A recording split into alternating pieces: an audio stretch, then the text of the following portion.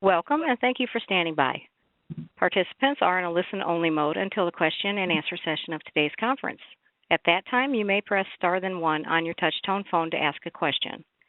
Today's conference is being recorded. If you have any objections, you may disconnect at this time. I now would like to turn the conference over to Ms. Karen Francis. Thank you, ma'am. You may begin. All right. Thank you, operator. And good afternoon, everyone, and welcome to the first webinar for the 2018 Rural Behavioral Health Webinar Series. Again, my name is Karen Francis, and I'm a principal researcher at the American Institute for Research, lead of the Rural Behavioral Health Initiative, along with my colleagues Joyce Sabian and Laura Fleetwood from the Mental Health Promotion Branch at SAMHSA. This webinar series is supported by the Mental Health Promotion Branch in collaboration with the American Institute for Research and the Affirma Solution. And now I'd like to invite Ingrid Donato, the branch chief for the Mental Health Promotion Branch, to say a few words of welcome. Ingrid? Thank you, Karen, so much. And thanks to all of you for joining us this afternoon for what we feel is going to be a very important and very informative webinar. As Karen mentioned, my name is Ingrid Donato. I am chief of the Mental Health Promotion Branch in the Center for Mental Health Services here at the Substance Abuse and Mental Health Services Administration. And I would like to warmly thank all of you for attending. You may wonder why SAMHSA is interested in the topic of trafficking. And as you will likely hear throughout the course of this webinar, there are serious mental health consequences due to human trafficking, such as depression, anxiety, suicide, substance abuse, as well as complex trauma systems that need to be attended to. Having behavioral health problems increases vulnerability to being exploited as well. So as SAMHSA's mission is to improve the behavioral health of our nation, really attending to important issues like this is important, and we're very grateful for the opportunity to share this information with you. You're going to be hearing from a panel of experts, including our very own Karen Gentile, also from SAMHSA and the Mental Health Promotion Branch. We are joined from Eve Burge from the Department of Education, who will help us explore issues related to the school perspective. And then we will be joined by Carrie Freshour and Kevin Levine, who will tell us a little bit about what's happening in Maryland and Mississippi. Very grateful to have all of these experts with us on the panel today. And before I pass it back to Karen, I would like to thank Joyce Sabian, who has organized these series of rural behavioral health webinars that we have been finding very helpful and useful over the course of these past years. This is, as Karen mentioned, the first of the series for this year, and we hope that you'll be joining us in future webinars. Now I'll pass it back to our moderator and collaborator in the rural behavioral health space, Karen Francis. Thank you so much, Karen. All right, Ingrid, and thank you so much. And again, welcome everyone to the webinar this afternoon. As Ingrid mentioned, we will also have an opportunity for you to ask questions. We'll invite you to ask questions at the end of the webinar, however. You can ask questions of our presenters by just simply typing your questions into the participant chat box that is located on the right-hand side of your computer screen. And we will try to respond to as many of the questions as time will permit us today. Please also note that this webinar, both the PowerPoint as well as the audio version of the webinar, will be posted on the Rural Behavioral Health web portal in about a week from today. So at the end of the webinar, I will provide you with the link for the Rural Behavioral web portal. And just a small reminder, we ask that you mute your phones during the presentation so as to avoid any background noise as the presenters, do their presentations. Also, please do not put your phones on hold as we are able to hear any background music or messages that may be recorded on your office phone. So without any further delay, let us get started. We have two polling questions that we just want to learn about the participants who are joining us today, and where you're from and the roles that you play in your communities or in the agencies that you work. So we'll start with the first polling question, and it is, in what region of the U.S. is your community located? I just ask you to take a minute or so just to respond to that.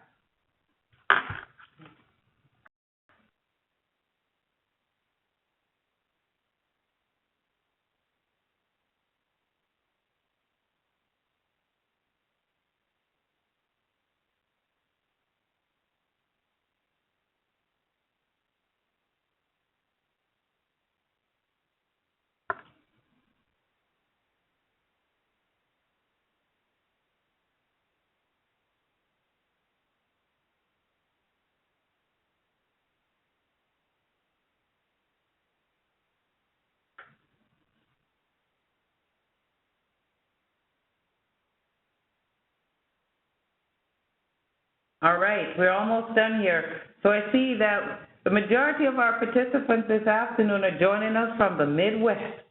And then second in the runner-up at Northeast, Mid-Atlantic, and then we have a number of our colleagues from the South and Southeast that are joining us today. So thank you for that. And then just one more polling question before I turn this the webinar over to our first presenter. So the second polling question is, what is your role what is your role in your program or community? And just take a minute or so to respond to that.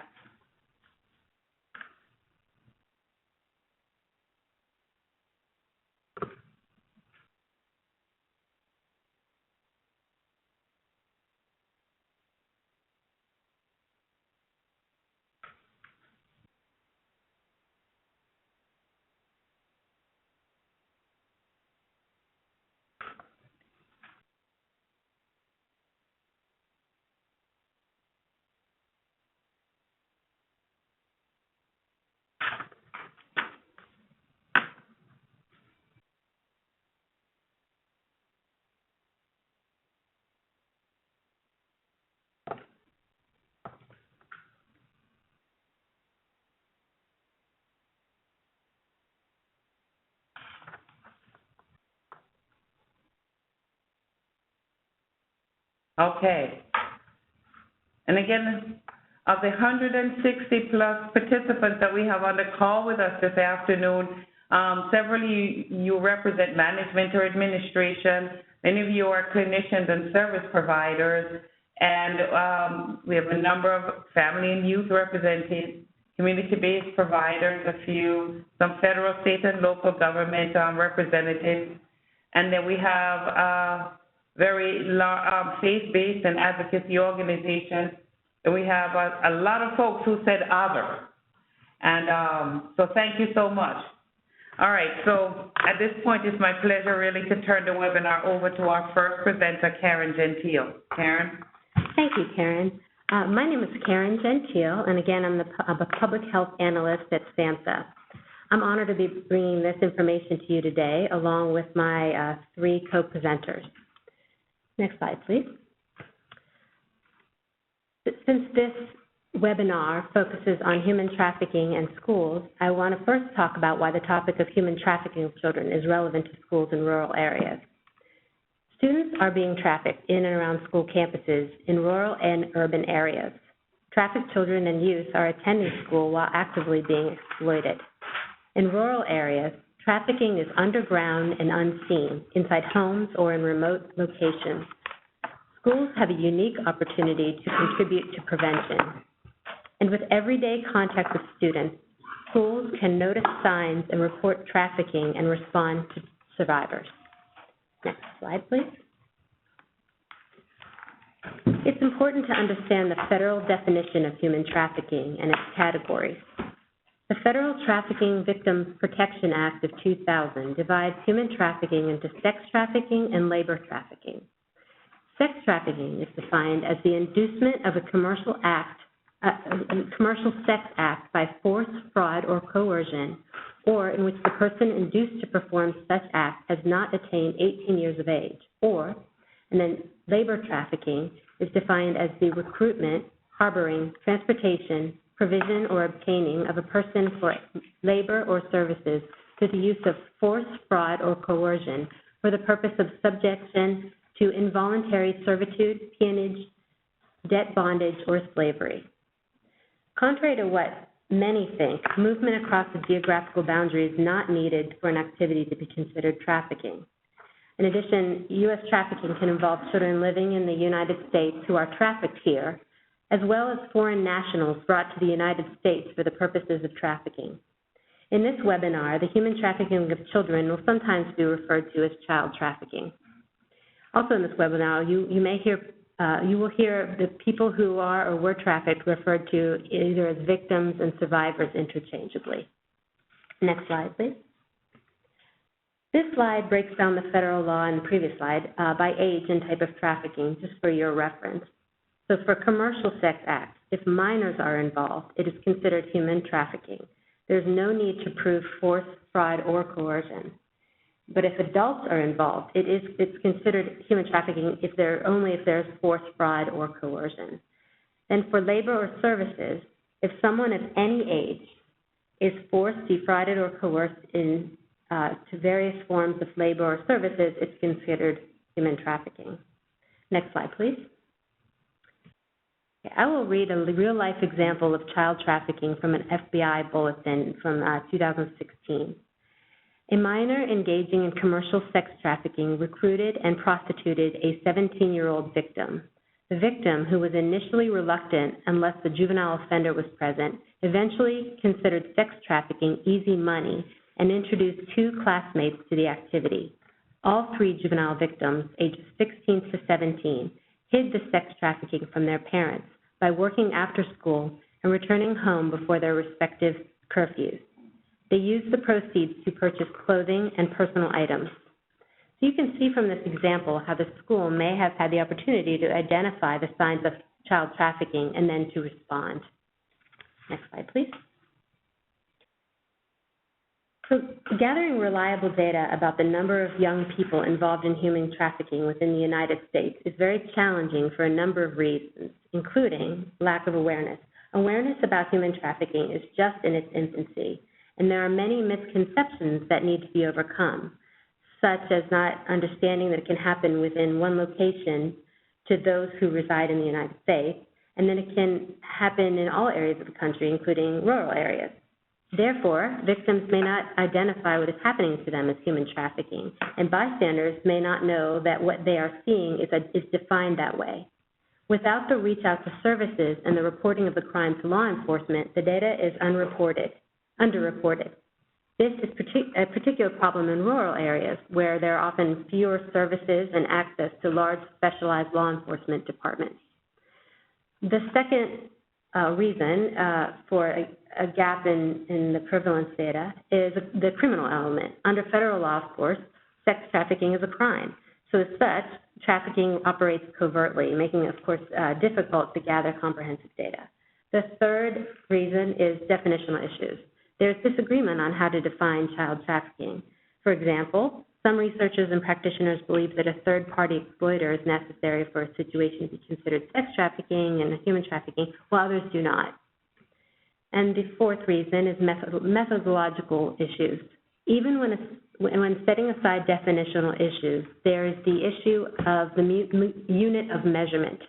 Data on human trafficking can be measured in any number of ways, by incident, by number of victims, by number of victimizations, et cetera, et cetera.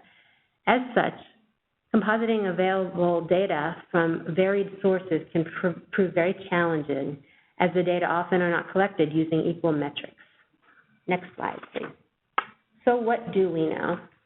One rich data set for statistics is gathered by organizations serving human trafficking victims, such as the National Human Trafficking Hotline run by the Polaris Project and the National Center for Missing and Exploited Children. So on this slide, you'll see some of their data. The survivors reaching out to the National Human Trafficking Hotline in 2017, you can see that there were over 6,000 adults in 1 year and over 2,000 minors, and then about 1,500 unknown age. And then the National Center for Missing and Exploited Children received more than 10,000 reports of possible sex trafficking in 2017. And of the nearly 25,000 runaways reported to this organization in 2017, 1 in 7 were likely victims of child sex trafficking. Next slide, please. In a 2-year period, 2015 and through 2017, 686 potential victims reported to the National Human Trafficking Hotline who had access, and they had access to education during the course of their trafficking.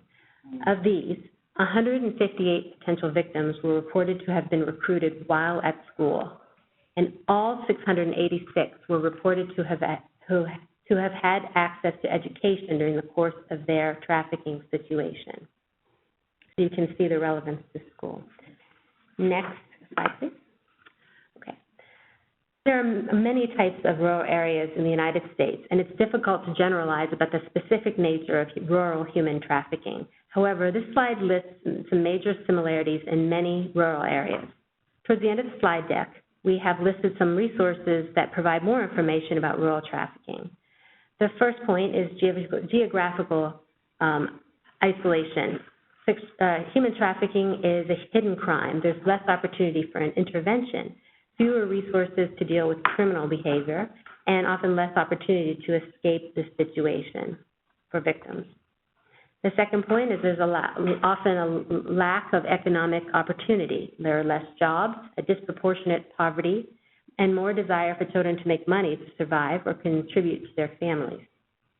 Third point is transportation routes and truck stops are common in rural areas, and these are common venues for human trafficking, sex trafficking. And the fourth point is, of course, lots of agriculture in rural areas, and in particular, immigrants and migrant and seasonal workers are particularly vulnerable to labor trafficking. So again, those are just some common features of many rural areas. Next slide, please. I'm now going to talk specifically about how labor trafficking in rural areas. These are the places in rural America most often associated with labor trafficking of adults and children. Agriculture-related work, restaurants and small businesses, domestic work in homes, construction, traveling sales crews, tourism sites, and carnivals. The labor traffickers are individual traffickers, employers, owners, managers, businesses. Next slide. These are the places in rural area most often associated with sex trafficking of adults and children in rural areas. I'll read this list. Commercial front and residential brothels, escort-based services, motels and hotels, strip clubs or bars, tattoo parlors, hunting lodges, ranches, motorcycle rallies, gun shows, campgrounds, truck stops, interstates and highways, online advertising, and homes. Next slide, please. So who are the sex traffickers? They are individual traffickers or pimps, gangs and criminal networks, brothel and massage parlor owners, online predators, intimate partners, family members, and fellow students. All right. Now we're going to switch over to the recruitment and control in specifically sex trafficking. I will talk about labor trafficking in a couple slides. Sex traffickers exploit vulnerability and manipulate. They offer money and opportunity in addition to love and a sense of belonging, often gradually building trust and loyalty to the trafficker. They gain trust and then maintain control. Victims are sometimes pimped by their family members to benefit the family or individual family members financially. Traffickers often use psychological manipulation, often using complicated punishments and rewards. In some cases, they purposely isolate the victim and monitor their every interaction. For example, massage parlor victims are often required to live at the location and move around a lot. The victim is never familiar with the surroundings and never become a familiar face. Traffickers often use physical abuse and sexual assault to force compliance. Victims sometimes must hit high quotas per day, so they must work long hours and service large number of customers.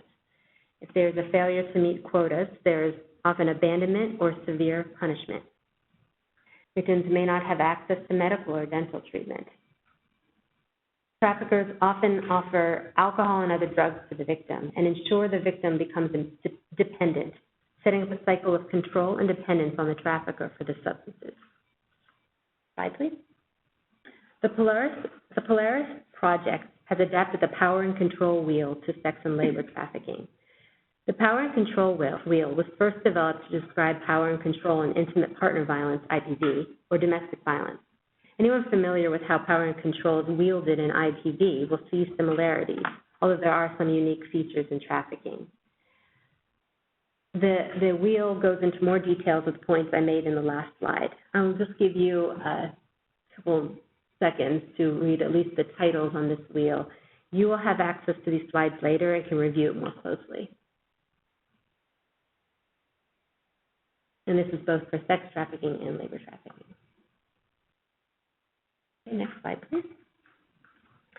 Okay, so recruitment and control specifically now in labor trafficking. There are some similarities in the assertion of power and control in labor trafficking to sex trafficking, but there are some unique features. In addition to physical abuse, psychological manipulation, and others that we have talked about, labor traffickers use the following. Traffickers often make false promises during recruitment of what the employment will look like.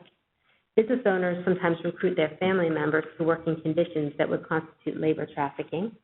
Traffickers sometimes create a situation where the victim owes them large amounts of money in which the victim must spend years paying off debt with mounting interest. They often isolate and control the movement of the victims. They often confiscate immigration documents as a means of controlling the victim. They may threaten to call immigration authorities for deportation, and they may threaten to harm family or friends in order to maintain control. Next slide, please. I'm now going to turn to the factors that often make children under 18 vulnerable to both sex and labor trafficking. One of them is running away and homelessness. It's widely considered the highest risk factor for being trafficked.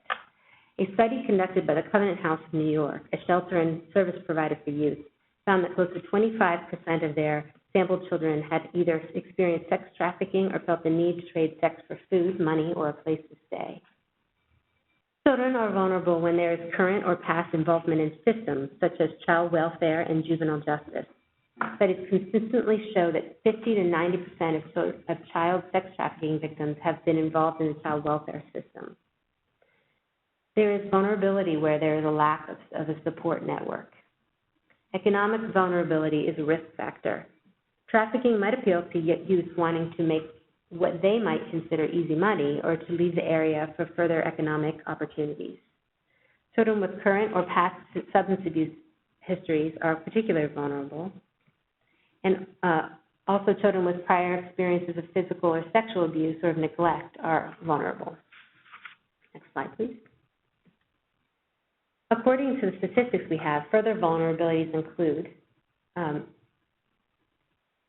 children with disabilities, I didn't mention that from the prior, LGBTQ youth, African American and Latino youth, Native American youth, and temporary visa holders for and recent immigrants.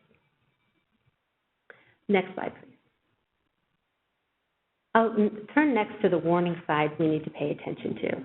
It's important to note that these behaviors could signal another issue besides trafficking. However, it is important for schools and others to be aware of these signs as possible indicators of trafficking and to follow the school's protocol for response and reporting.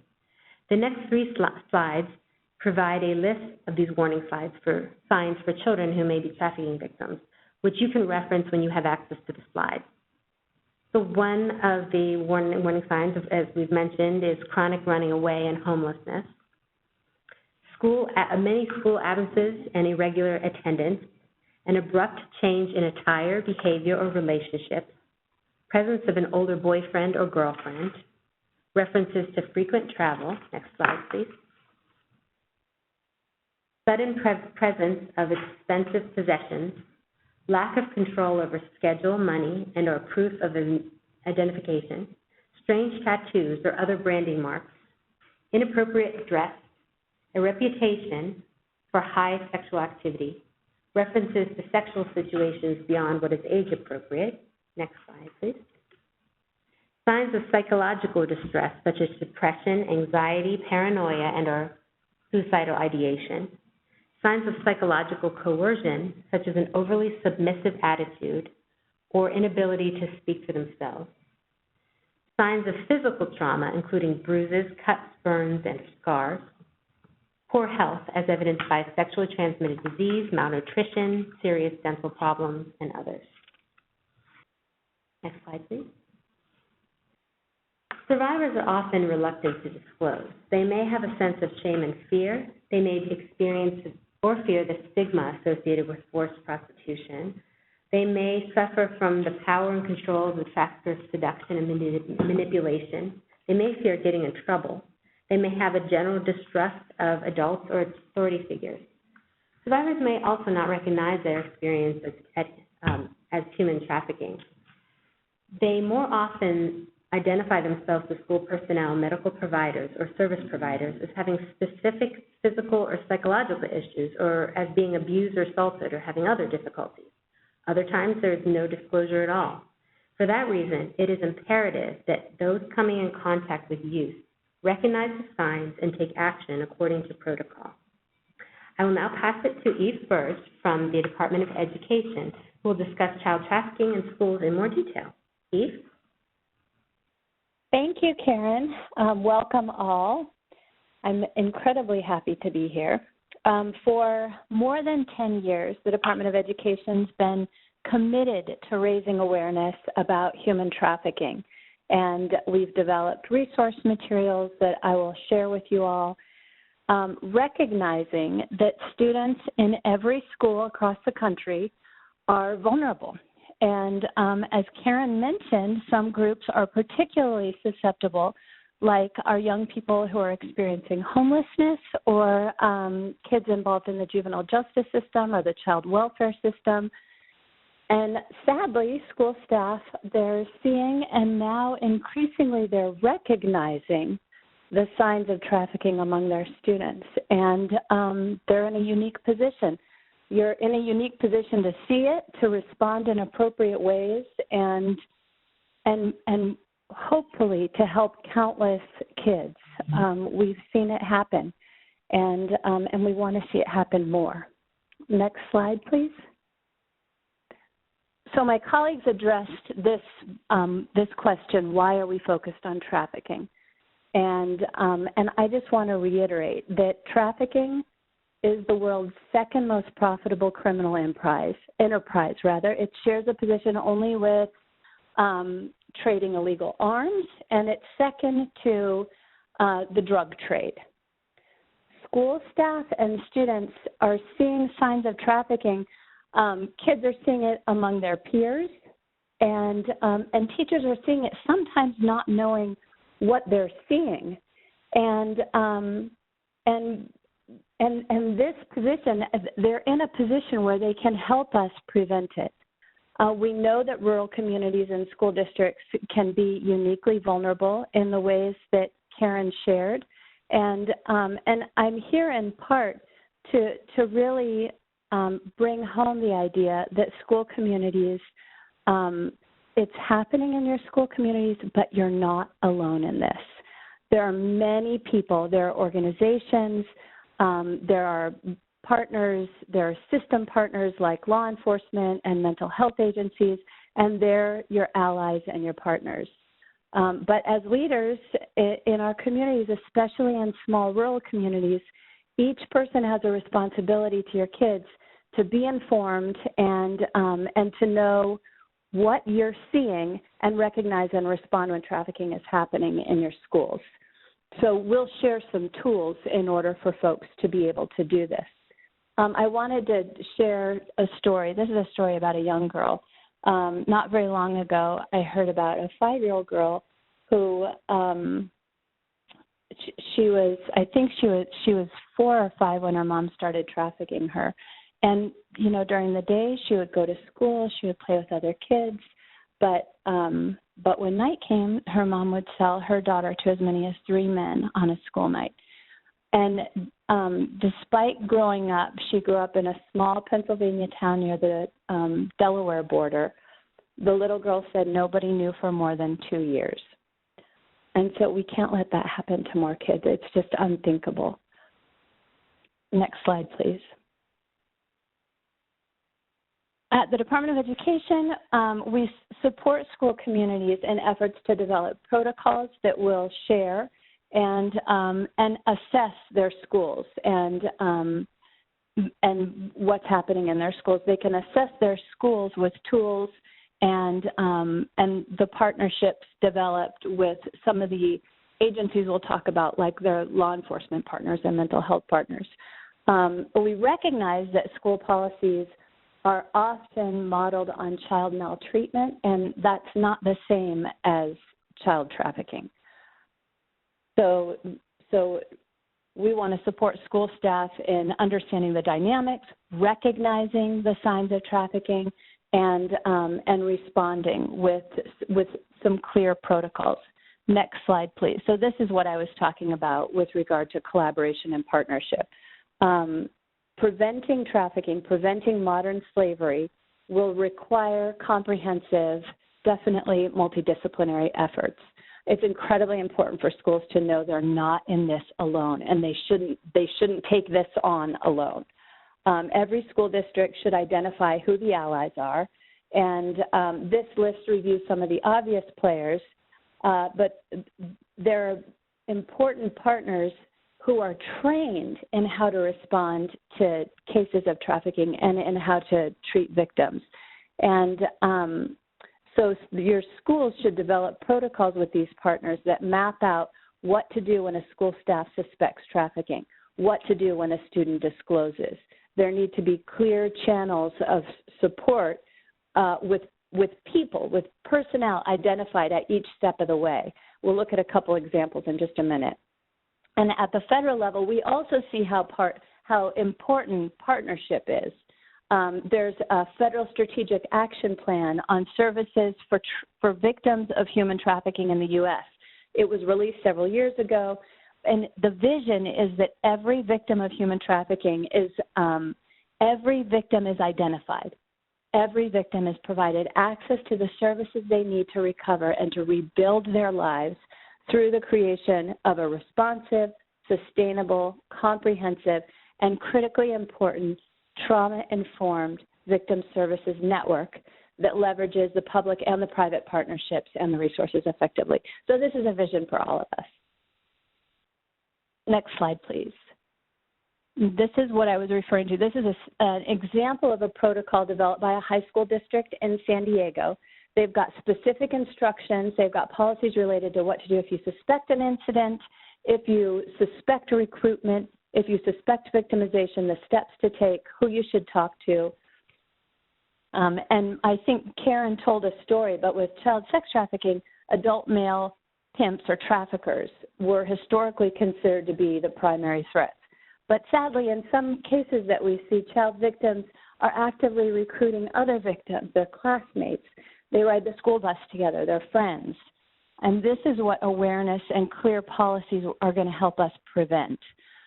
These cases were mentioned by Karen at the top of the webinar. They're finding children who are young victims themselves will recruit their classmate. It begins to normalize, and sometimes it will even glamorize its behavior. So especially when they have extra money to spend, or new clothes, or phones, new jewelry. So let's see, let's move to the next slide, and we'll look at another example. And I've seen firsthand how this behavior can become normalized on campuses. I visited a school where students were actually auctioning each other off at lunchtime. I visited other schools where traffickers would wait until kids got out of class, or the end of the day when they got out of school, and they'd lure them. They would groom their potential victims, or they would pick up students who had already submitted to their advances, their antics. And the principal looked with me and she said, you know, this is what I see every day. So in developing a protocol And this protocol was developed by a school district in Wisconsin. It's going to help us avoid these stories. And I can't stress enough how important it is to look at these cases through that trauma-informed lens.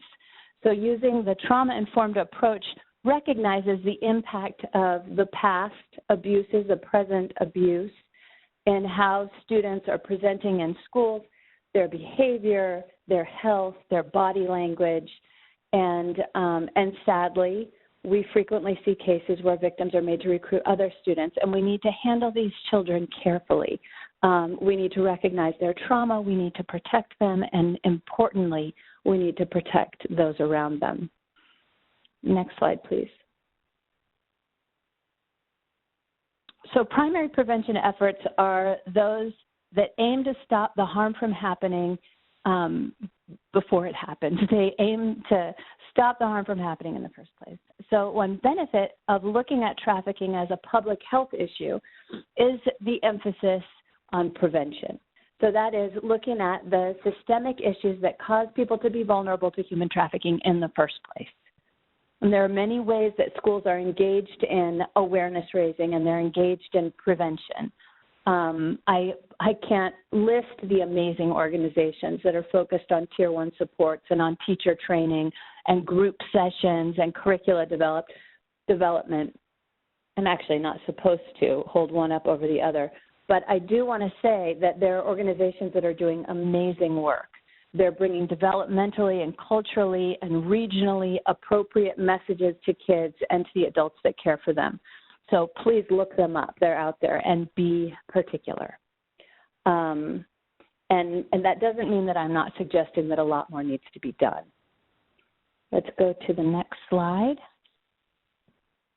So I did want to make sure that I talked about, it's always necessary to first raise awareness among the adults in your school community and make sure that they're trained and make sure that protocol is in place.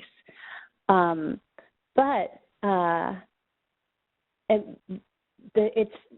kids can be our champions, really. So, you know, your school staff, your admin, your social workers, psychologists, your nurses, your cafeteria staff, your bus drivers, that we're all dedicated to improving the lives of the kids that we encounter. And every encounter, it will present an opportunity for potential identification, assistance, or to help kids who might be particularly vulnerable or at risk. But when you make students part of the work to prevent trafficking, it can really turn the key. There are many student activists who are committed to taking this issue on, and some of the most powerful voices in this movement belong to young survivors. So because trafficking is underdetected and unaddressed in many school communities, we need everybody, especially the students themselves, to be part of the solution. Let's go to the next slide. So this is just a list of some additional resources, and I think we'll share more with you after our presentation. And as I mentioned earlier, there are many curriculums that exist, and their focus is on prevention, awareness raising. They work with the more vulnerable and high-risk kids. And there's a website, it's called National Educators to Stop Trafficking, NEST. And they offer a curricula comparison tool. And so that's at www.nesteducators.org, and we can share that too. This is a list of Department of Ed resources. And so I guess I will leave you now, but I want to leave you with a charge, a threefold charge, to return to your school communities and work to increase the awareness among your staff and educate them about the indicators that Karen covered, to increase your awareness among parents and the kiddos and the students, and to develop and then clearly articulate district or school-wide policies, policies on and protocols for identifying a suspected victim or responding to a disclosure from a suspected victim. And if I can help you, let me know. I'm now going to pass the mic over to Carrie. Hi, thank you, Eve. Good afternoon, everybody. My name is Carrie Freshour, and I'm the Chief Operating Officer for Araminta Freedom Initiative here in Baltimore, Maryland. Prior to that, I was the Director of Prevention and Intervention Education, and so I'm going to talk with you today about that lens and just a great segue from my colleagues who've spoke so far on what we see, not just nationally, but right here in Maryland. All those statistics are very true and accurate for what we're seeing. Just a little bit about Araminta and what we do. Our mission is to awaken, equip, and mobilize both the church and community in Maryland to end human trafficking, and we do that through education, prevention and intervention strategies, and restorative survivor services. We want to be able to, with our education model, which leads into what we've done in schools that I'll talk about today. In Awakening, we want to make sure that people are aware of the issues, aware of those statistics that you've just learned about today, in that so much of the trafficking occurring is here in the United States and domestic, and our community at large doesn't always know that. So help to awaken what those issues of child sex trafficking are here, both in Maryland and then across the United States. And then being able to equip them with the knowledge. Now that we have awakened them to these issues here in Maryland, how do we equip them with the knowledge to better understand it and then in turn mobilize them to respond to it, which happens in a variety of ways, which I'll talk a little bit about at the end. In the last 5 years, Araminta has reached over 8,000 people in our training and education model. And in the last 2 years, that's been over 3,500 educators. Next slide. So in our work with schools specifically, and because of the large number of audiences we've been able to reach with our education and prevention and intervention education programs, Maryland Department of Education came to us and said, how can we do this in schools? And there was a lot of need, and some of the reasons for that need have been, first and foremost, that in Maryland, our laws hadn't changed until 2012, which made they passed 2 laws through the Senate and the House bill that really changed the definition of childhood sexual abuse to include child pornography, prostitution of a child, and other forms of human trafficking, child sex trafficking. So what that did is made it now a mandated reportable offense. However, many of our mandated reporters in schools had no idea about that law change, and our policies in school systems were varying across the state, and I'll talk a little bit about what we did to look at that. But certainly we needed to start changing it from a punitive response to a protective one. And what we've seen is prior to 2012, because it wasn't included in that definition of childhood sexual abuse or other forms of abuse, the response was punitive rather than protective. So we're working really hard to change not only the language but the understanding behind that. And what we started to do with our school systems here in Maryland is, with the support of the Maryland State Department of Ed, we looked at all 24 school districts in our state.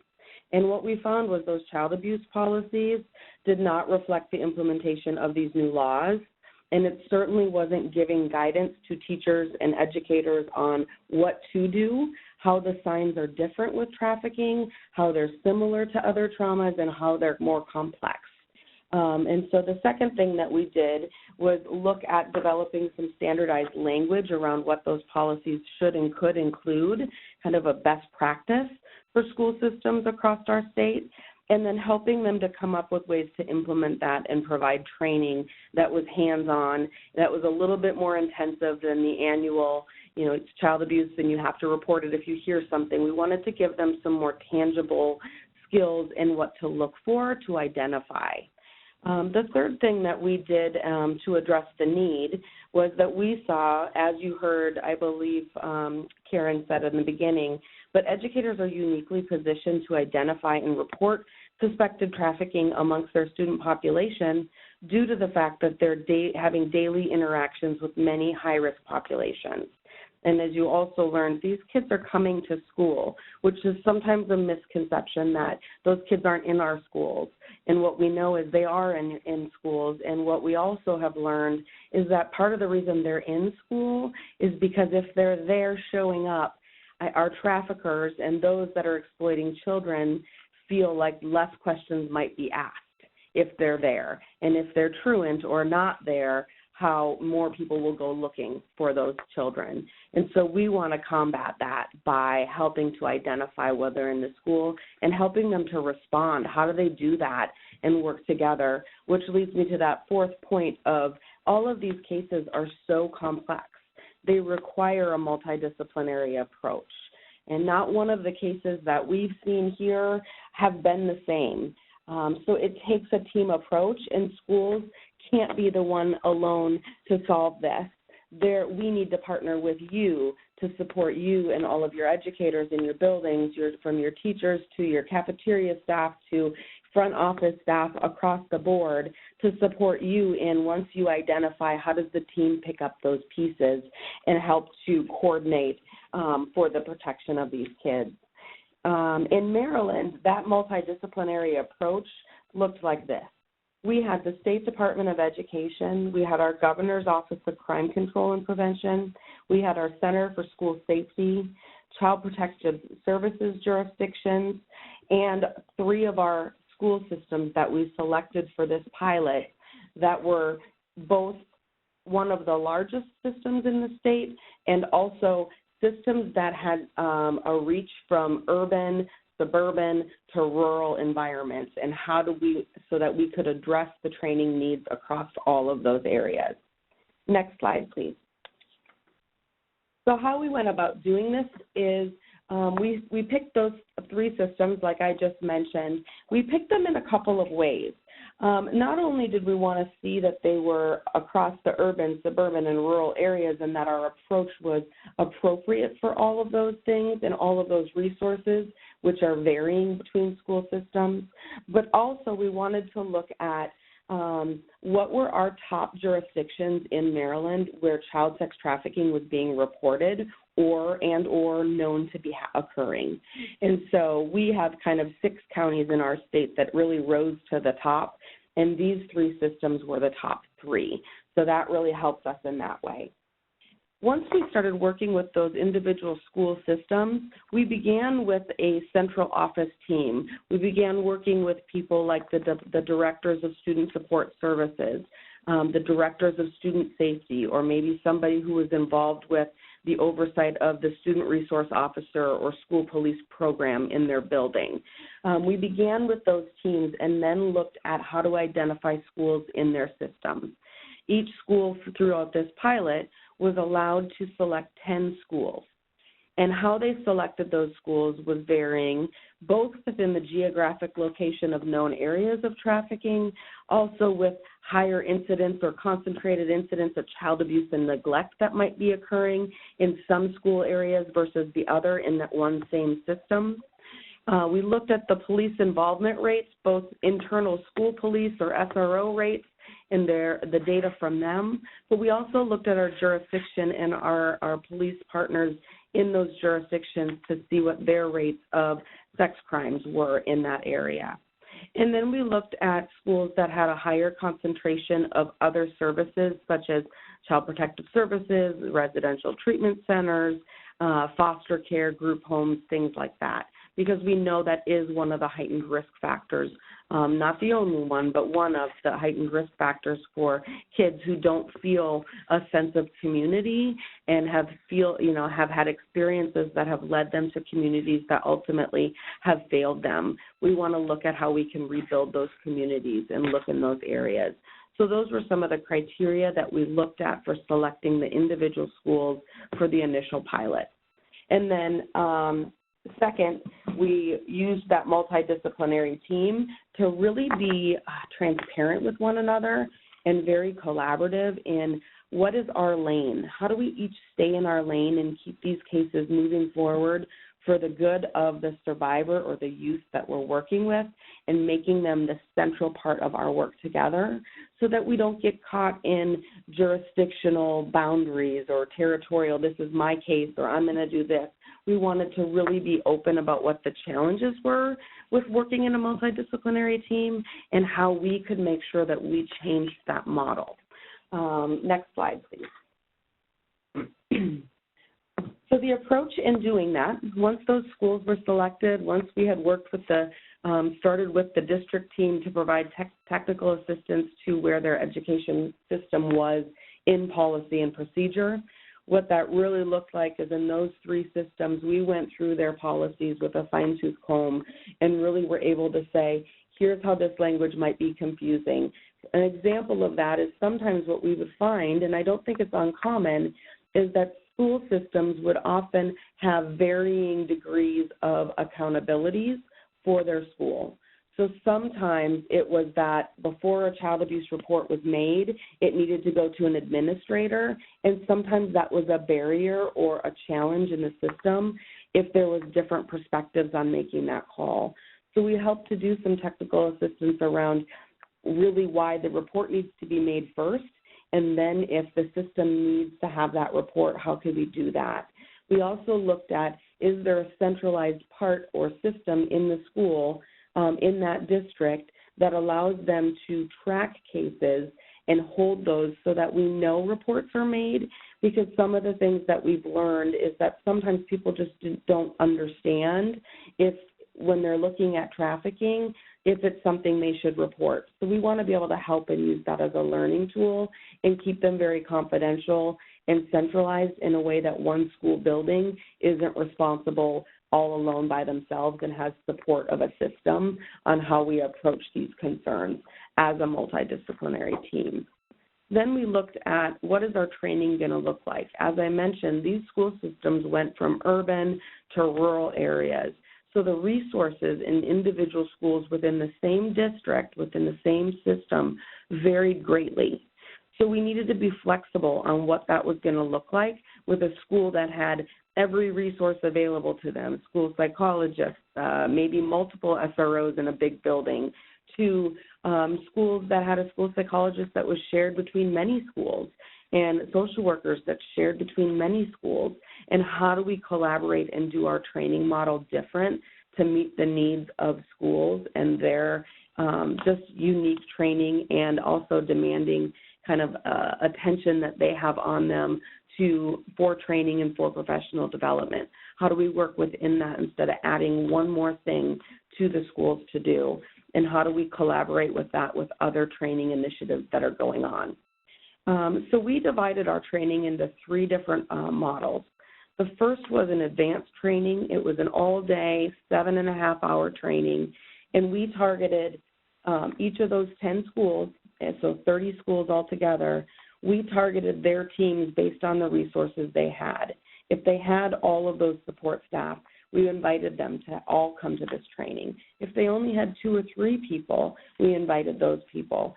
So through this one-day training, we really dove into all of the kind of human trafficking 101 that you're learning about today, and then really dived into trauma bonding, attachment of trauma, and how that looks different in a trafficking case. The level of complexity of the trauma response from a simple trauma to a very complex trauma that trafficking is, and really got into the reasons and what that behavior can look like in a school building. So schools can start to look at that behavior that is often overt and see how that might be a sign of a trauma reaction based on the other risk factors they know of that student. So we spent the whole day together doing that and then equipping them to go back to their own individual schools and be the expert in their building for trafficking, so that when schools had questions, they had a team that wasn't us coming from the outside in, but was their own internal staff that were able to really support their own colleagues, and they had us as consultation. And then the second part of that is we went to all of those schools, so 30 schools in 3 systems during the pilot, and we did a 1-hour school-based training, and that was to all faculty. That was from the janitor to the cafeteria, bus drivers if they were available, anyone that worked with that school, we wanted an hour with them to give them the heightened signs and symptoms, the language to listen for. Again, all of the things that my colleagues have talked about earlier, that was our curriculum for what we were teaching schools at a holistic level.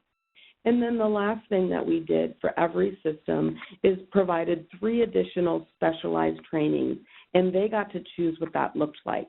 In some schools, they wanted every one of their school psychologists in the entire system to be trained on trafficking and to understand the clinical and trauma-informed response specific to trafficking.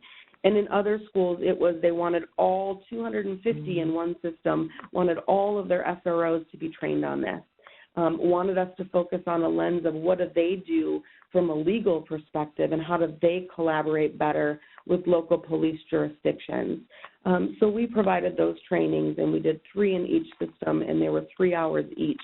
So really allowed us to get into some more intense training with each of those groups. And then last but not least, we really helped with their identification and case consultation. When they had a report, we asked them to let us know. We had built through our multidisciplinary team some connections at the Department of Human Services, which really oversees our child protection services in each jurisdiction. Because the changes in the law are so recent, that community partner said, we want to know when there's a report of trafficking, so A, we can know that we're responding appropriately from a screening perspective, and B, if we don't have enough to involve an immediate investigation, how do we not let this child fall through the hoops, and how do we address the high risk of trafficking that we're presented with? And then we would help to make sure that they were getting those connections, because we recognize in a school they're wearing so many hats at one time, and they're asked to do so many different things in the name of protecting our children and educating our children. They need our support to be able to say, let me glue this together. Let me be that coordinator for you that makes sure we're all talking and staying in our lane and moving this case forward. So we did that throughout the system. Next slide, please.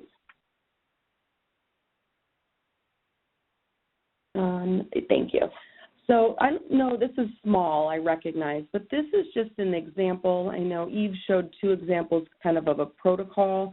This is another approach to that protocol that we took in these school systems, and we made it really specific about child sex trafficking because we recognize the newness of them understanding and us trying to spread the education and awareness.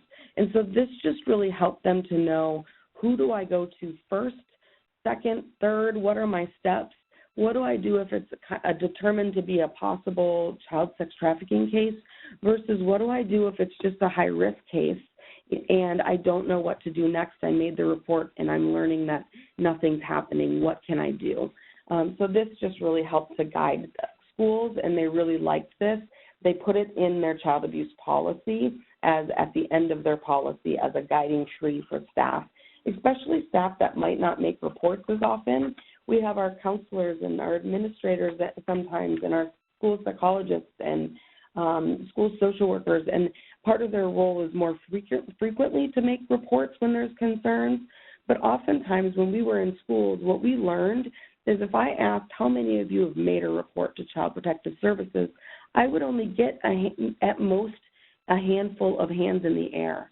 So many don't know. They're trained every year on what to do, but when it's not fresh in their mind and they're concerned and we think something horrible is happening to a child, there becomes this emotional response by us as the adults to really get in and correct that. And sometimes we lead by that emotion. And so helping teachers to know, how do we keep it factual? What exactly should I say? What's some language that's helpful so that when I make a report, I'm really being specific to what they need to hear to move the case to the next level.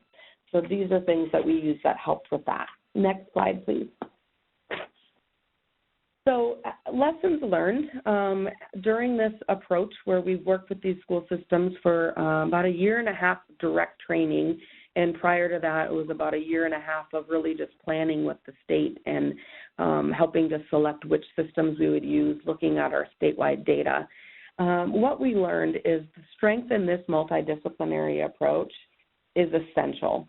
Due to the complex nature of these cases, as well as the multitude of stakeholders needed to respond to a victim of trafficking, it is absolutely essential that school systems operate under this approach and that outside organizations operate under that approach to support schools so that they have that outside approach to the, on a collaborative approach, The second thing that we learned is that it's really more than just a training model.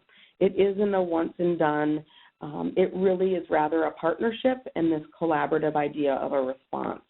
Both internally to school systems and externally to stakeholders, we need each other in that. Like we said earlier on, because educators are at such a unique position for responding, we need to be aware of that and really support the schools outside of that.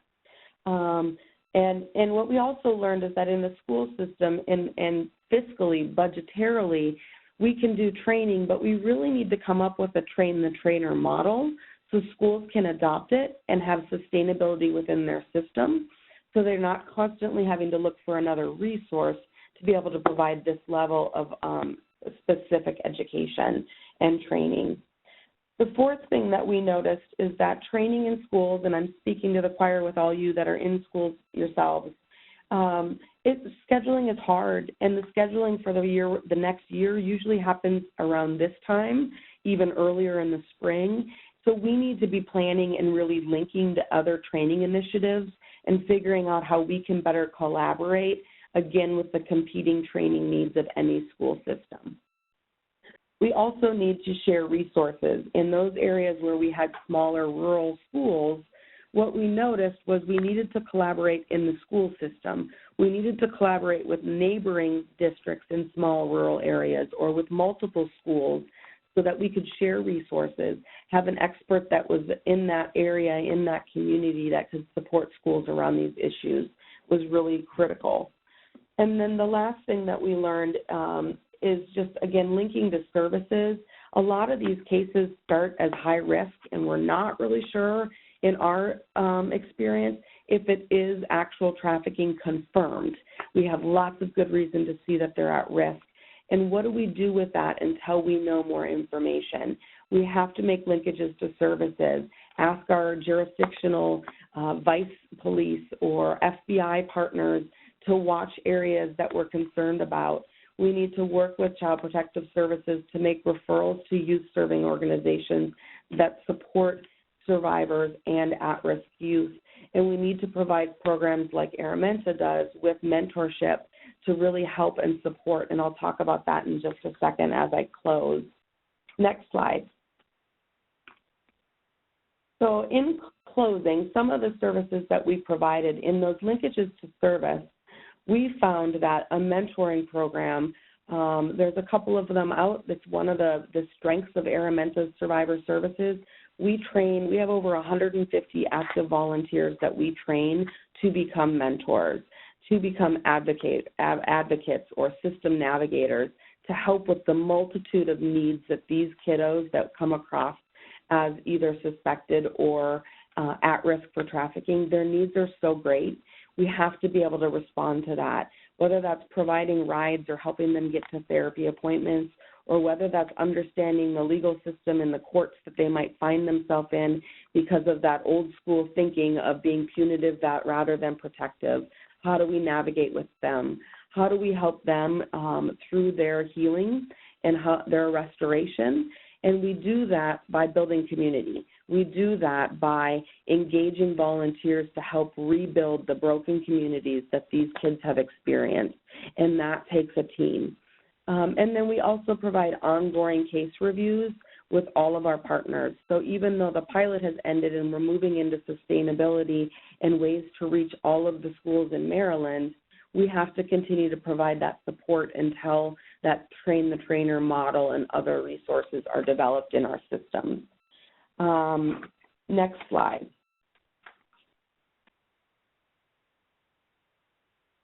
So I think we're missing the very last slide, so I apologize. It might be at the end. The next slide that I was going to tell you about is just contact information for us.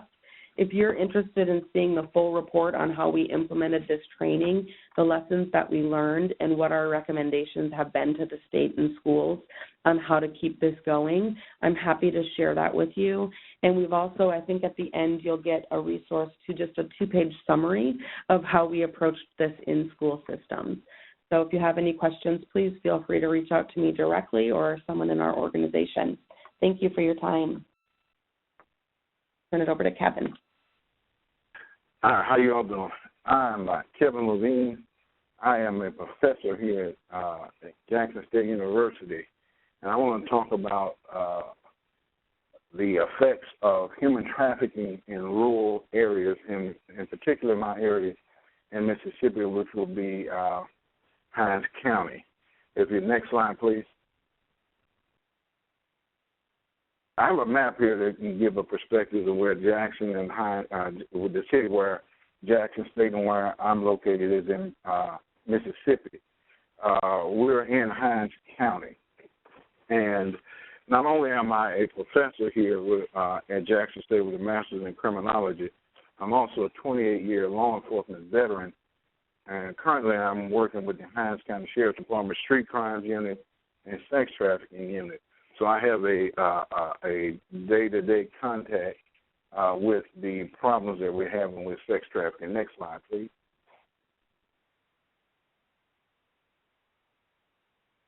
All right.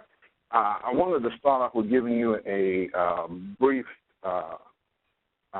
history of human trafficking in rural Mississippi, and it came about pretty much to the forefront in 2007. And the Mississippi Department of Health and Human Services and state law enforcement agencies, they had about 700, between the two, had about 723 calls from various sources reporting human trafficking in the entire state. Of those reports, they had about 252 were investigated and verified to be human trafficking.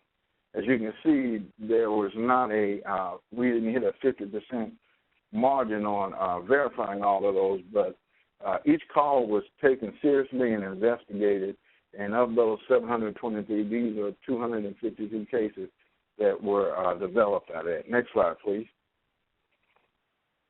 Fast forward to 2017, in rural Mississippi, my area, again, Hinds County, the Sheriff Department, we processed in 2017 about 77 incidents related to human trafficking. Now, I want to be more specific on the incidents related to human trafficking. Those were drug calls for drug calls where people calling about problems with narcotics or drugs.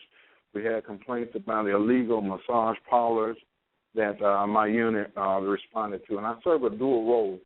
The street crimes unit, we respond to the drugs and massage. But if anything transpires relating to human or sex trafficking, I take it and then put on my second hat is working with my other cohorts in the sex trafficking unit. Also, we got an incident that was reported to us from a local high school counselor who was very engaging and very in tune with one of our students to realize that something wasn't quite right in that home. We had 39 cases reported that were directly related to human trafficking calls itself. And next slide, please. All right. In human trafficking in rural Mississippi, here's a breakdown of how many victims by gender we had.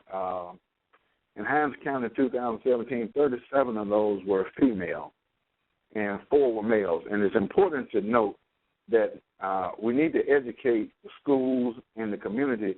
Not only females are being trafficked, males. And when we talk to people in the community, the guys are sitting back. We tell them, hey, you too can be a victim yourself. It's just not relegated to female. Victims of human trafficking by age in Hinds County, 18 were adults. And then if you remember early on in the webinar, they had a definition of human trafficking is over 18. Sex trafficking will be individuals under 18, and in that sex trafficking category of minors, we had 14, and those cases are growing. We're getting cases every week, but I didn't get a chance to add it in here. Next slide, please. In Mississippi, sex trafficking has been taken on by the Department of Health and Human Services, and they partner with the National Human Trafficking Hotline. The purpose is to address trafficking in Mississippi and to also help manage the National Human Trafficking Hotline. And they do that by funding that is provided by the Mississippi Center for Violence Prevention here in the state. Next slide.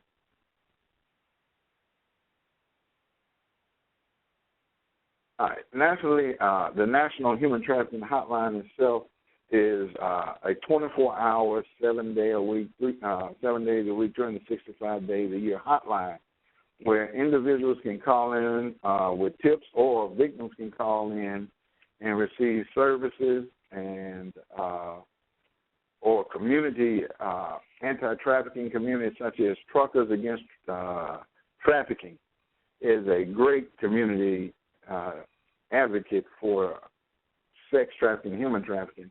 And I'll get on later on to how we partner with them in Mississippi in a very unique and interesting way. Through that hotline, they also get to work closely with service providers through health and human services, or we have different agencies that will help them with drug addiction. Also, law enforcement. We want to make law enforcement a partner to try to prosecute. We really don't want to prosecute the victim, and that's another challenge we're going to talk about later on. I'm going to talk about some challenges in law enforcement, but we want to educate law enforcement on how they can help rescue these young ladies or these victims. And we also work. The hotline also work with other professionals, medical professions, to help these survivors. And we also share information, resources. One of our biggest partners that we try to work with is the schools and, believe it or not, neighborhood associations. Sheriff Department, we have a neighborhood community service division that goes out to all of the neighborhood homeowners association meetings, and we also, when we do that, we take information and pamphlets, and before we leave that meeting, we make sure we talk to the community leaders and to those concerned citizens about sex trafficking, and you'll be surprised that how many didn't even realize it was a problem, not only in Mississippi but in Hinds County. Next slide. Here's a breakdown of human trafficking cases in Mississippi. 32 of those reported trafficking came from tips. 4 requests came from the crisis assistance. Now, sometimes when crisis assistance can be from law enforcement itself. For instance, the police department here in Jackson has a crisis intervention unit. That if there's a problem with a child or parent, or they refer the crisis intervention unit to go in and talk with that family. And we can find out, and have found out sometimes, that there was a deeper problem other than just domestic. There were family members who were concerned, who would get in conflict with some other family members who were actually the abusers. So we've had about 4 come from there. Also, 3 that came from Access Referral Services. One would be Catholic Charities. We've got a referral from Catholic Charity. Another community, Matt's House. There's a place called Matt's House here in Jackson. So we've gotten 3 from those services. Next slide. Okay, now with the hotline, ways that the callers found the hotline, unknown, 62. Now, with that unknown, it's important to know that it's very hard from a law enforcement perspective to prosecute unknown. When you have anonymous callers, we run into a big problem trying to do follow-up investigations. So a lot of those calls fall through the cracks. We get 7 came from referral, 4 came from internet, and 3 came from training and conferences such as the one that you guys are on. And then again, here, the Truckers Against Trafficking outreach, we've had 3, well, we have more now, but we've had 3 up to the point where we prepared this, came from the truckers. Some users of that human trafficking hotline will be community members. I noticed we had about 9 or so who are participants who are community-based. We've gotten about 31 from that. So you guys will be a big, big stakeholder in helping fighting trafficking. Then we had the victims of trafficking themselves who've managed to get in contact with law enforcement.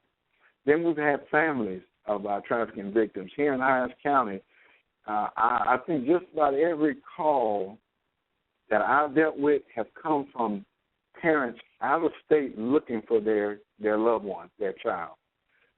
Someone has given them a tip that their child is in Mississippi, and particularly in Hinds County through Backpage or other social media sites, and we go and try to locate these victims. And also victims of labor exploitation. We've had a couple of restaurants here in the local area that have been closed, two as a matter of fact, because of labor trafficking. Next slide. I want to talk about the partnership with law enforcement with Hinds County because that's something that I'm a part of. The sheriff himself is dedicated, we've dedicated about 4 to 5 deputies to work on the task force. Now, some people say that's not a lot, but you have to remember when you're talking about sex trafficking, that's a very sensitive subject. You have to be very careful of the deputies and the number of span and control and information control of the people you have working in that department. We have 4, but we work as a part of a task force with 3 or 4 other cities, surrounding cities, who are police departments are actually smaller than what we have. We have about 275 sworn officers. Some of the other agencies have fewer officers than that, so we share resources and personnel. And in order for the purpose of prosecution, we deputize those officers in our county, and vice versa, they deputize us in their county. So we have a multi-jurisdictional true task force for prosecution. The Hinds County, as again I said, we provide community awareness through our community service division, and we attend the Neighborhood Association monthly meetings, and we provide resources and informational materials at these meetings. We also, I've had the unit come in and talk to my students here on campus, and we encourage professors or teachers at the high school, hey, we'll have the deputies come in and talk to you and talk to your students or any organization. We're just a phone call away. In 2017, the president of Hinds County Sheriff's Office was involved in over 200 human trafficking cases, rescues. We do not charge the victims that we rescue with prostitution. We classify them as victims, and we provide them. We take these victims once they're rescued to a place that we call the Tower. The Tower is a collaboration with the Truckers Against Trafficking. It's a place where we can take these victims and they can get help that they need. If it's drug addiction, mental health, we also do family reunification, and it's a process that they take them through. And it's also a secret location that not even other law enforcement officers know about because we want to protect the victim. And if we leave them in the criminal justice system, a lot of times their abusers will come and bail them out before they can even get rescued. So we try to take them to the Tower and get them help. Next slide. Some challenges facing law enforcement. Agencies viewing some arrests for prostitution as victims and not as suspects is a difficult thing to get the mindset to change. Law enforcement is, as a profession, we're very rigid and inflexible. Once we learn a way, it's hard for law enforcement agencies as a whole to buy in from that executive level on down. So we try to work with them to get them to view not only as suspects but as a victim. And again, there needs to be a buy-in by the executive leadership. The chief of police just so happened here in the city of Jackson is an adjunct instructor here at Jackson State. So we have an excellent relationship with him, and so that's not a problem here. But other agencies you may find in your local area that is a problem. Law enforcement also must increase the budget and personnel resources dedicated to human trafficking. That can also be a problem when it comes to paying overtime and other resources dedicated to addressing sex trafficking outside of drugs. Next slide, please. There's some educational challenges, and this webinar mainly we're talking about sex trafficking in schools. I've had some experience with difficulties in trying to work from a law enforcement perspective with schools. If a student is arrested on or off campus, the schools may view that as shedding an unfavorable light on a college level, on the institution, even maybe on the high schools. They can also be legal and administrative challenges. At one local university, they like to try to handle things administratively. Again, as I said, they're trying to keep the negative view down. But when I joined the unit, I was told that at any major university in this country, you can find at least 12 female students that are being trafficked. Now, if that's at the university, you know, at the high school level there, as you heard throughout the webinar, there are many, many more at that level. The institutions, in order to avoid publicity, may want to handle trafficking as an administrative issue and allow only their campus police to investigate. I've made several calls to a local college, which is in my area, and I can't get any response back from campus police about training. We've even offered to add a member of the campus police to the task force, and also the local high school public safety division. We've offered to add one of their members to the task force, but we're not having much success. One of the ways we can change it is to conduct in-service training for law enforcement and to have these trainings focus on recognizing signs of sex and human trafficking at all department levels and raise awareness of human sex trafficking and warning signs. I think they've given plenty of those signs throughout the webinar. And also to provide training for law enforcement officers on how to address the needs of victims who are being trafficked. Next slide. And they also want to provide information to law enforcement on available services and support of victims. Law enforcement basically see two things. They're going to arrest, and then they're going to transfer them to the jail, and then the third one, they're going to seek criminal justice system for prosecution. We need to try to throw in what we call alternative into that, and that is places such as the Tower. And we want to identify and develop new partnerships with community members and community-based advocacy groups, which they've named several in the webinar. And the next slide. Here's the thing that I talked about earlier, the trucking industry in Mississippi. That tower is ran by the trucking industry. Some states mandate through the trucking industry that they must use the Iowa Motor Vehicle Law Enforcement Model training in order for truckers to get their license. So they have to get certified in sex trafficking awareness. There are approximately 561,822 registered trained truck drivers on the roads that are trained in this. These truckers have made over 1,980 calls related to human trafficking, and they've also, out of that, they've generated over about 557 cases. And they've also identified over 1,035 victims. And that, because the truckers, he said that the truck stops and different on the road, they see things that traditionally we don't. The tower, as I stated earlier, is operated by the Center for Prevention in partnership with the Mississippi Truckers Association. It was opened with a grant of about $312,000 through a federal grant. It also received private and corporate donations, and they engaged trained volunteers from community and various organizations. Again, Red Cross, Catholic Charities are some of those organizations, and different advocacy groups that come in and they train them to assist these victims. Next slide.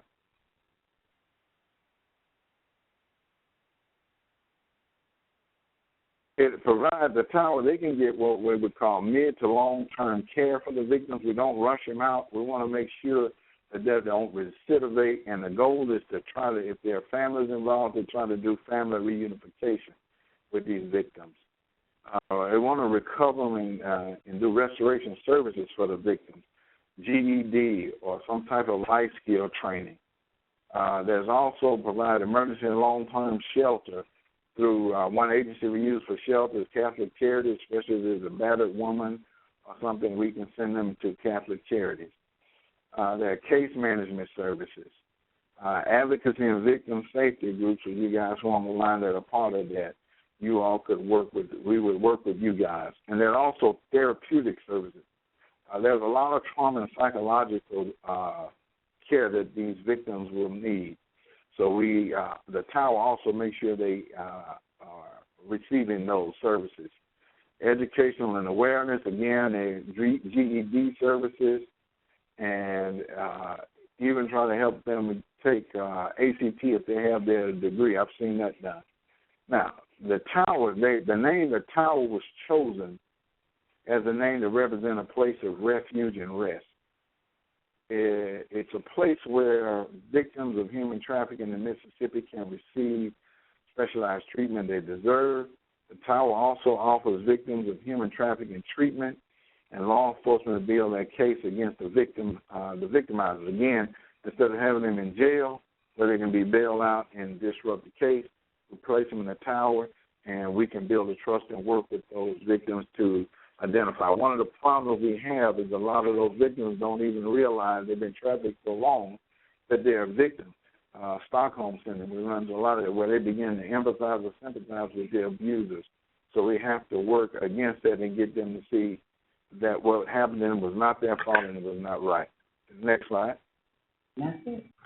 Okay, and I complete my part. All right. Well, thank you all so much. Thank you. So I just want to turn really quickly in the few minutes that we have left for any questions that we have been typed into the chat box. And also, if you're ready to take questions over the phone, we can start that process too, please.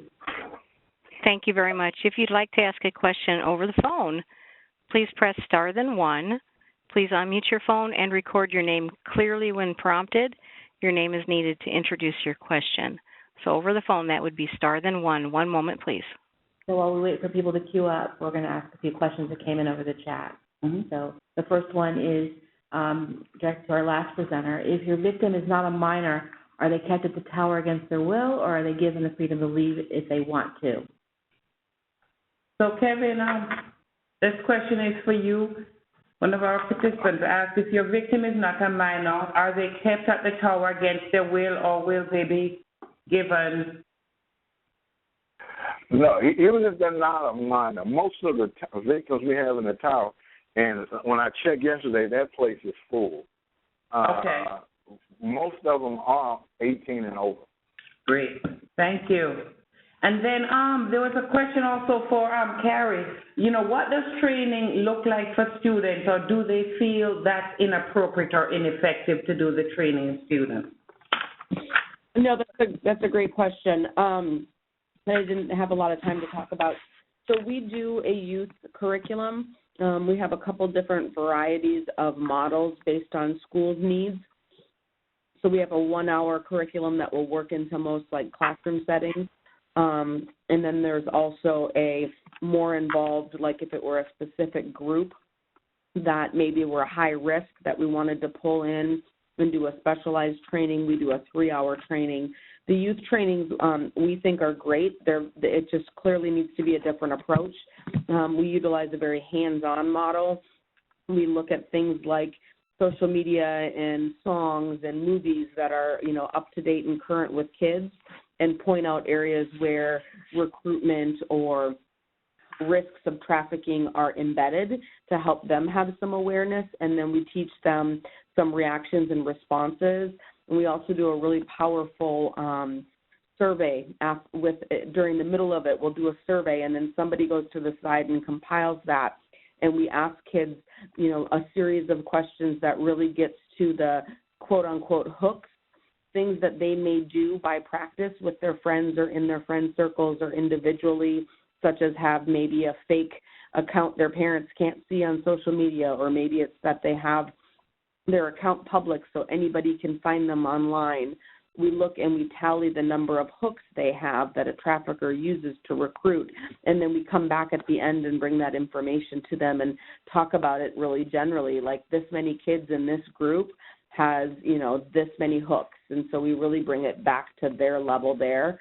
So really great model there. We're working with schools to initiate that training, and we're leading that with a long-term goal and recommendation that in a year or so, we then develop a train-the-trainer model for the schools to use in training youth. And so that's in the beginning stages.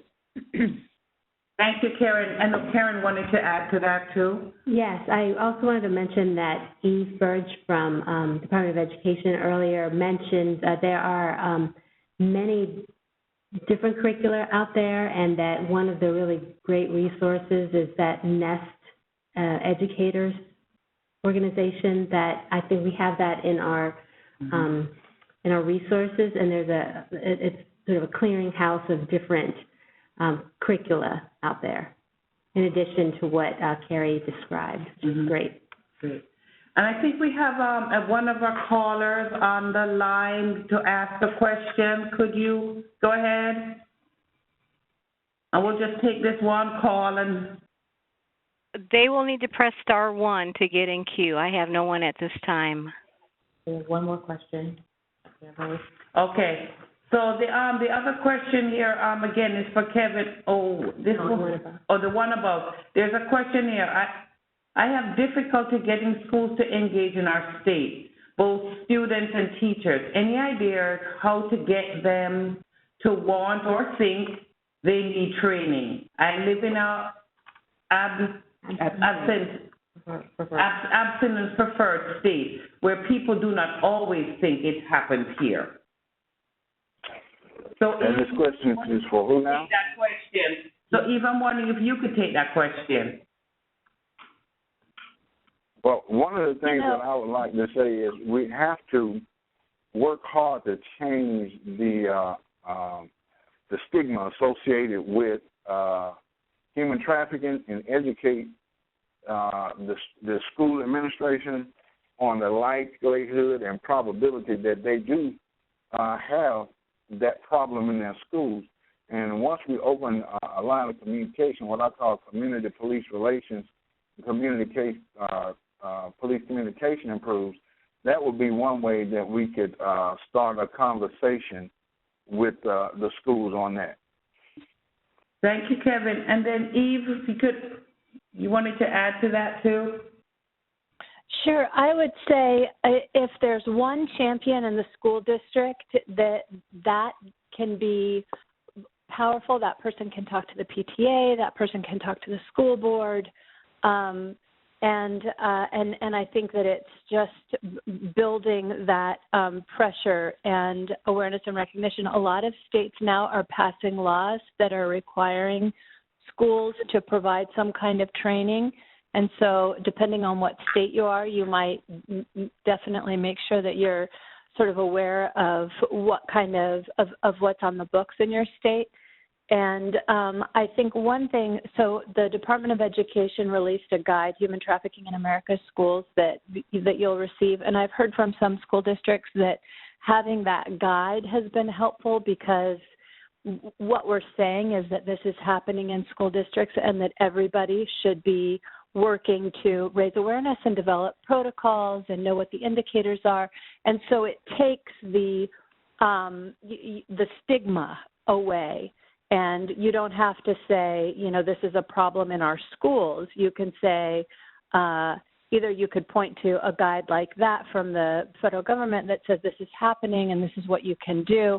And so, this is just something that this should become part of our conversations around safety and violence prevention. All right. So those are a few ideas. Well, thank you so much. Kevin, thank you. Carrie, thank you. Eve, thank you. And Karen, thank you so much for an absolutely wonderful webinar this afternoon with a lot of information. Just a few things. Want to remind you all that we will have the webinar audio as well as the PowerPoint posted on the Rural Behavioral Health website within a week or so. And if you take a look in the chat box, the link to that website is there. And just to remind you that we have yet 2 other webinars in the Rural Behavioral Webinar Series.